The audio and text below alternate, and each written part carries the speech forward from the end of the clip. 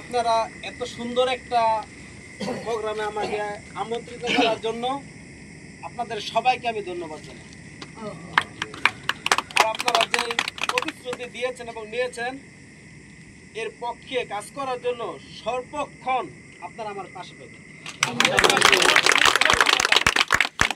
যেন আপনাদের কখনো কোনো দিন কোনো অত্যাচার যেন কেউ না করতে পারে, যাতে কেউ কোনো সময় কোথাও যে জিজ্ঞেস করবে যে আপনারা এটা কিসের ভিত্তিতে করতেছেন। আজকে তো আমি সবটা শুনলাম, সবটা দেখলাম, এটার জন্য পুরো ফুল সাপোর্ট আমার কাছ থেকে পাইবে।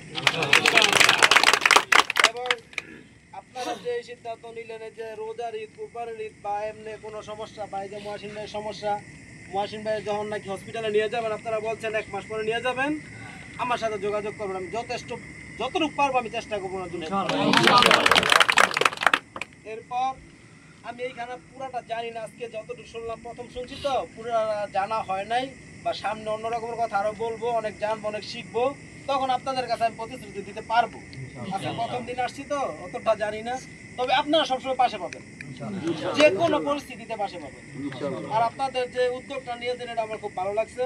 এখানে যে সভাপতি আছে আলম ভাই, সাধারণ সম্পাদক আছে রুল আমিন ভাই, এদেরকে বলবেন আমার না পেলে আমি সবসময় চেষ্টা করবো আপনাদের পাশে থাকার জন্য। আর যেহেতু আমরা রাজনীতি করি, কিছু আমাদের রাজনীতি করা থাকতেই পারে, যেহেতু আমরা রাজনীতি করি। আর আমরা মনে করেন যে রাজনীতিতে এমন একজন নেতা পাইছি যিনি ছিলেন ব্রিটিশ আমল থেকে, ওনার রাজনৈতিক পরিবার, উনি চাচা ছিলেন সুলতানুদ্দিন ভূঁইয়া আমাদের রূপগঞ্জের এমপি, ওনার বাবা ছিলেন আমাদের রূপগঞ্জ উপজেলা চেয়ারম্যান, ওনার চাচা ছিলেন আমাদের বুলতি ইউনিয়নের চেয়ারম্যান, ওনার আরেক ভাই বুলতি ইউনিয়নের চেয়ারম্যান, বর্তমান রানিং চেয়ারম্যান ওনার চাচাতো ভাই। তা উনি রূপগঞ্জের ভিতরে কারো কাছ থেকে নেওয়ার জন্য কিছু আসছে না, রূপগঞ্জটাকে সোনার রূপগঞ্জ করার জন্য আসছে। উনি হাতটা খুইলে আসে নাই, উনি মুখ করে আসছে আপনাদের দেওয়ার জন্য। আমি এমন একটা ব্যক্তি, যে ব্যক্তি নাকি মানে সবসময় দেওয়ার জন্য 2 হাত পাইতে রাখে, যে আপনারা নিয়ে যান, আমার কোনো জিনিসের অভাব নাই। আর সন্ত্রাস, দুর্নীতি, চাঁদাবাজ, ভূমি দখল এর মধ্যে কোনো ঠাই নাই ওনার কাছে। উনি একটাই কথা, যে রূপগঞ্জটাকে আমি সোনার রূপগঞ্জ গড়ে তুলবো। আর ওনার মতো নেতা আমরা পাই, আমরা সবাই খুশি। কারণ আর সবাই খুশি এই জন্য ওনাকে নমিনেশন দেওয়া হয়েছে, কারণ ধানের শীষ প্রতীক নিয়ে উনি নির্বাচন করবে। ইনশাল্লাহ আমরা সবাই পাইবে ধানের শীষে ভোট চাই। ইনশাল্লাহ দিব তো? সবাই ইনশাল্লাহ ধানের শীষে ভোট দিব। দিবু ভাইকে জয়যুক্ত করবো ইনশাল্লাহ। আর আমি এটা প্রতিশ্রুতি দিতেছি আপনাদের, যদি দিবু ভাই রূপগঞ্জের এমপি হইতে পারে, আপনাদের যে কোনো সময় যে কোনো সমস্যার মধ্যে আমি ওনার পাশে নিয়ে আপনাদের জন্য, আপনাদের কোনো সমস্যা হবে না।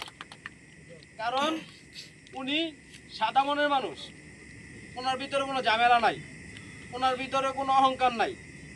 ওনার আমরা যে কোনো সময় যাবেন, আপনার যে কোনো সময় সব ধরনের কথা বলতে পারবেন। কারণ উনি রাজনীতি ফ্যামিলি থেকে আসছে, উনি ছিল বাংলাদেশ 22 পরিবারের এক পরিবার, টাকা পয়সার কোনো অভাব নাই, উনি ক্ষুধার্ত মানুষ না, ওনার পেট ভরা। এরকম করবে না যে ওইখান থেকে আমার টাকা চাঁদা দিতে হবে, ওইখান থেকে চাঁদা দিতে হবে, এরকম কোনো প্রয়োজন নাই ওনার। কারণ দিবু ভাই এমন একটা মানুষ যে সবাই শুধু ভালোবাসা দেওয়ার জন্য আসছে। এই জন্য আমি বলবো আপনারা সবাই মিলেমিশে দিবু ভাইকে জয়যুক্ত করবেন, এবং দিবু ভাই আপনাদের পাশে সবসময় থাকবে। ইনশাআল্লাহ থাকবেন তো? ইনশাআল্লাহ। ইনশাআল্লাহ ধানের শীষে দিবেন।